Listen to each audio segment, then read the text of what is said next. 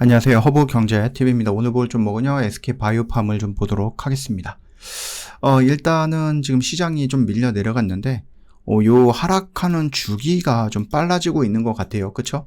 그래서, 이거 혹시 뭐 이러다가 이렇게 뚝 떨어지는 거 아니야? 라고 고민을 하실 수 있는데, 뭐 엄밀히 따진다 그러면은 가능성은 없는 건 아니에요. 다만, 우리나라 시장에서 지금 시장을 이렇게까지 떨어뜨릴 만한 뭔가 이유가 있나? 라고 했을 때 딱히 보이는 건 없거든요. 그렇다라고 하면은 지금 이런 식으로 움직인 것들은 결국 이제 우리나라 외에서 뭔가 이제 바람이 불어오니까 우리나라 주식시장이 잠깐 흔들리는 그 정도라고 생각을 하고 있습니다. 그 말뜻은 뭐냐? 결국은 다시 한번 움직일 거다. 만약에 밀린다 손 치면은 여러분들은 그걸 기회로 삼아야 되지 않을까라고 생각을 합니다. 우리나라 이제 뭐 실적이 이끌고 있고, 그 다음에 정부도 매일같이 막 부동산 규제한다. 그 다음 미국 주식보다 한국 주식으로 돌아와라. 그러면은 돈이 또 풍부해질 거 아니에요? 그리고 뭐 미래에 대한 성장 가치 충분히 계속해서 얘기가 나와주고 있고, 뭐 아직까지 우리나라 뭐 이제 그런 건 없습니다. 물론 뭐 미국의 관세가 다시 25%로 올라간다 만다 막 이런 얘기 있습니다. 근데 여러분들 보시면 아시겠지만 트럼프가 결국은 이렇게 협박질을 하다가 나중에는 또 이제 물러나고 이러는 경우가 되게 많아요. 이게 협박이 어떻게 보면 그거죠. 내가 협상을 조금 더 유리하게 이끌기 위한 선공격이다라고 보시는데, 이 선공격이 목숨을 위협할 정도로 굉장히 날카로운 공격은 아니다라는 거죠. 이미 너무나도 오랫동안 우리가 경험해 왔던 것들, 올드하다라고 보시면 됩니다. SK바이오팜은 아마 내일인데 내일쯤에 이제 실적이 나오는 걸로 제가 알고 있거든요. 그래서 조금 더 기대를 하고 있습니다. 실적이 나온다라고 하면은 그 실적을 바탕으로 해서 충분히 움직여줄 수 있고, 제가 기대하고 있는 것은 뭐 지금 예상치이기는 하지만 실적이 이렇게 늘어났다라는 것을 기대하고 있기는 하지만, 이보다 더 중요한 것은 뭐가 있다? 세 가지가 있어요. 첫 번째는 뭐냐라고 했을 때 2026년도의 예상치 실적. 그러니까 2025년 좋은 건 알아.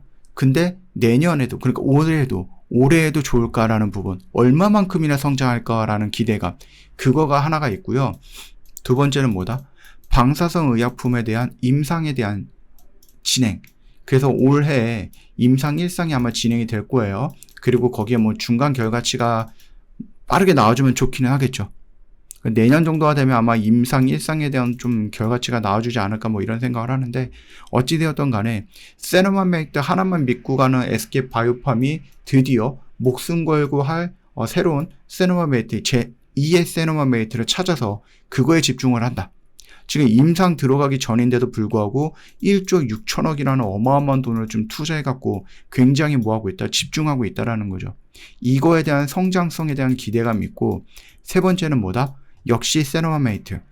결국 실적이랑 연결되는 건데, 세노마메이트의 실적, 그 다음에 세노마메이트의 확장성을 기대하고 있는 겁니다. 지금이야 세노마메이트가 100이다 라고 치면은 거의 90은 어디에서 나왔다? 미국에서. 그 다음에 한 10 정도는 뭐 미국 이외 다른 나라에서 나오기는 했습니다만, 지금 그 지역이 확장이 되는 거죠. 어디로? 한국, 일본, 중국으로 확장이 되는 겁니다. 중국 시장도 미국 시장 못지않게 이 뇌전증 쪽에서는 굉장히 큰 시장이다라고 보시면은, 많은 전문가들이 얘기를 하고 있습니다. 이렇게 영역이 확장이 되고, 그 다음에 이제 성인들에 대한 부분 발작, 이 영역에서 성인에서 이제 청소년, 유아까지, 그 다음 부분 발작에서 전신 발작까지 확장이 된다라고 했을 때, 결국은 뭐다? 지금 매출의 50% 이상은 늘어난다라고 얘기가 나옵니다. 그러니까 지금 당장 세노마메이트 하나 팔아서 100만 원을 벌었다라고 하면은, 이런 그 확장된 개념으로 놓고 보면 150만 원을 벌 수 있다라는 거죠. 이해가 되시죠? 네. 그런 흐름을 좀 기대를 하고 있는 거예요. 그래서 SK바이오팜이 지금 이 정도 영역에 왔음에도 불구하고 떨 필요는 없다. 차라리 내가 계좌에 없으면 이거는 내가 남들보다 더 유리한 구간에서 접근할 수 있는 기회다를 활용을 하면서 여러분들이 이 구간에서 한번 접근해 보시는 게 좋겠다라고 말씀을 좀 드려봅니다. 좀 아쉬운 부분이기는 합니다만, 솔직히 여기서 여기까지 밀려 내려갔던 이유가 딱히 보이는 건 없었습니다. 제가 봤을 때. 그렇기 때문에 지금 이 정도 구간에서는 악재로 밀려 내려간 것도 아니다라고 하면은 충분히 여기서 도전해 볼 만한 가치는 있는 자리야 라고 말씀을 드립니다. 물론 제가 예상을 했던 것보다 조금 더 밀려 내려갈 수는 있겠지만 결과적으로 보면 저는 이 고점 라인 돌파하러 간다라고 보거든요.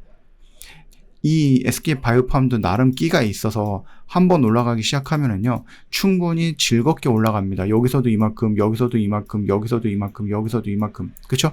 이렇게 큼지막하게 올라갈 수 있다라는 거예요. 그 점 놓치지 마시고 이 구간 라인에서 차곡차곡 물량을 조금 잡아가고 조금 기다려보자라고 말씀을 드려봅니다. 우리는 이거 매출이 1조 원을 찍을 때까지 SK바이오팜 계속해서 지켜볼 가치가 있다라고 말씀을 여러 번 드렸죠. 그 점 참고하시고요. 저 허브경제TV 공식 채널 보시면 중요한 것들 깔끔하게 정리해놨고 저희 오늘도 시장이 좀 안 좋은데도 불구하고 열심히 매매해서 이런 결과물들 가져갔습니다. 이거 여러분들도 다 챙겨갈 수 있었던 것들인데 하는 아쉬움은 있어요. 놓치지 마시고 저희 뭐 이벤트가 어저께 종료가 되긴 했지만 나 해외에 출장 중이었다 이런 식으로 은근슬쩍 저희 관리팀장님한테 한번 말씀을 해보세요. 그러면 또 혹시 뭐 기분 좋아서 뭐 이해해서 뭐 해드릴 수도 있지 않을까 싶어요. 네, 연락 한번 주시고 저 하이파이브라는 채널을 운영을 하고 있는데 일주일 단위로 진행을 합니다. 그러다 보니까 여러분들이 하이파이브 말고 저희 허브경제TV랑 한번 해보고 싶은데 1년이라는 시간이 부담스러워 6개월이 부담스러워 하시는 분들 한 달 또는 일주일 해보고 나서 그리고 나서 결정을 하셔도 충분하다라고 말씀을 드릴게요. 놓치지 말고 오십시오. 오셔서 저희 허브경제TV를 한번 해보시면 된다라고 말씀을 드려봅니다. 고생하셨습니다.